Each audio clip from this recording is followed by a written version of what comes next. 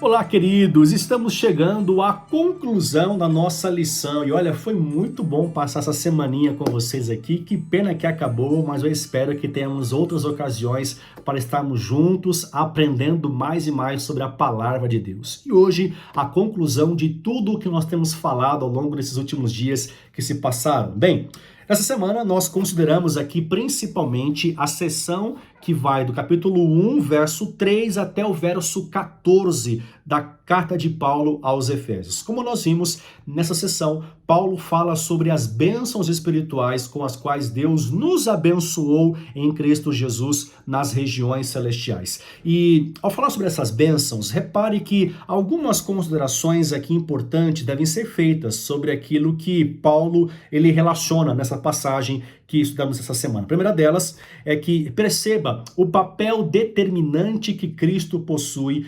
central que ele possui em todo o processo da redenção. Repare que tudo aquilo que Deus realiza, ele realiza em Cristo, através de Cristo. Então, a grande atuação de Deus na história se dá através da pessoa de Jesus. É nele que os planos de Deus para a nossa salvação, eles são concretizados, eles são realizados, eles são executados. E é através dele também que usufruímos dessas muitas bênçãos que vêm das regiões celestiais e que partem, obviamente, do coração de Deus, claro. Agora, além disso, repare que nessa seção de Efésios 1, também note a linguagem relacional que Paulo usa ao falar sobre a nossa relação para com Deus e principalmente da relação de Deus para conosco. Ele chama Deus de Pai e chama a cada um de nós de filhos. Sim, Deus é o Pai, ele diz, bendito seja Deus e Pai de nosso Senhor Jesus Cristo, e o nosso também, porque em Cristo nós somos adotados,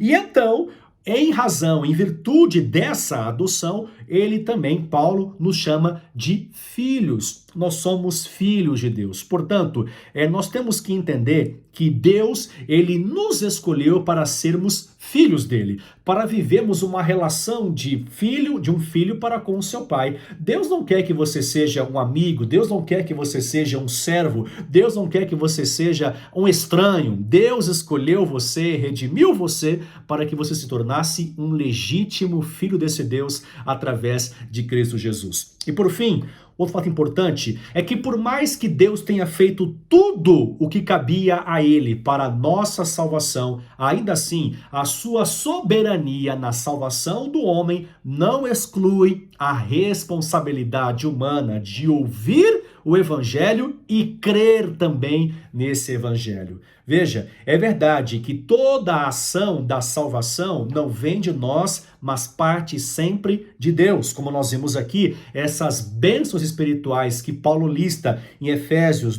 capítulo 1, do verso 3 ao verso 14, essas bênçãos dizem respeito às obras que Deus realizou para salvar a humanidade. Então, as obras de salvação, ou então a iniciativa da salvação, ela vem de Deus. Mas repare que a responsabilidade de aceitação é do homem. Deus fez tudo pela tua salvação.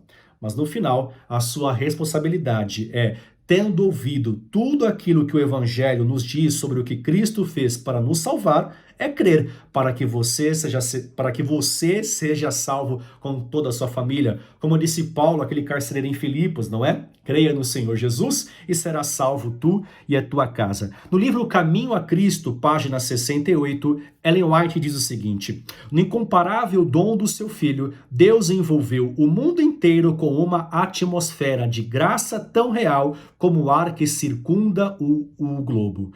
Todos os que escolherem respirar essa atmosfera vivificadora viverão e crescerão, alcançando a estatura de homens e mulheres em Cristo Jesus. Uma nova atmosfera, ela foi criada e ela circunda todo o nosso globo terrestre a partir daquilo que Jesus Cristo fez na cruz do Calvário. E aqueles então que decidem respirar, usufruir desta atmosfera celestial, eles podem então receber esta maturidade a qual Ellen White fala aqui em Caminho a Cristo, essa maturidade em Cristo Jesus. Nós vimos então, por fim, que o supremo objetivo de Deus é que todas as coisas estejam unidas em Cristo Jesus. Foi por isso que Deus nos abençoou com as bênçãos espirituais. Ele nos elegeu antes da criação do mundo para sermos santos e irrepreensíveis. Ele nos predestinou para sermos, pela fé, adotados como filhos de Deus. Ele também nos redimiu e também perdoou o nosso pecado. Ele nos uniu em Cristo e nos uniu uns aos outros. Ele também nos fez herança, mas nos concedeu uma herança em Cristo. E por fim, nos concedeu o seu Espírito como selo e garantia da promessa e da redenção final que logo virá. Por isso, então, louvemos a Deus, para o louvor da sua glória, como diz Paulo. Louvemos então a Deus por todas as bênçãos celestiais em Cristo Jesus. Viva a sua vida, viva todos os seus dias de existência para o louvor de Cristo, com alegria, com convicção, com gratidão por tudo aquilo que Deus tem realizado em favor da sua salvação. Jesus te ama.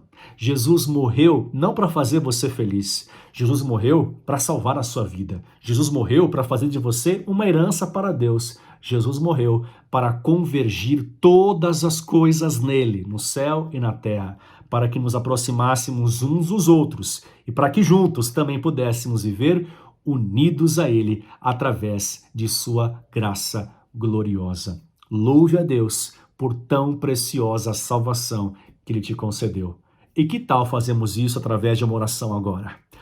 Pai, obrigado por essa semana abençoada de estudos da sua palavra e nos ajude, Senhor, a vivermos para o louvor da sua glória, louvando sempre o teu nome por tudo aquilo que o Senhor realizou e tem ainda realizado em prol da nossa redenção.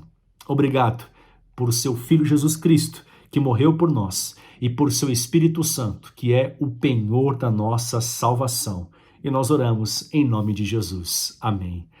Gente querida, muito obrigado pela sua audiência, pela sua companhia, pela sua participação e interação em nosso estudo. Que Deus te abençoe e tenha um final de semana maravilhoso e um sábado especial na companhia de Jesus Cristo.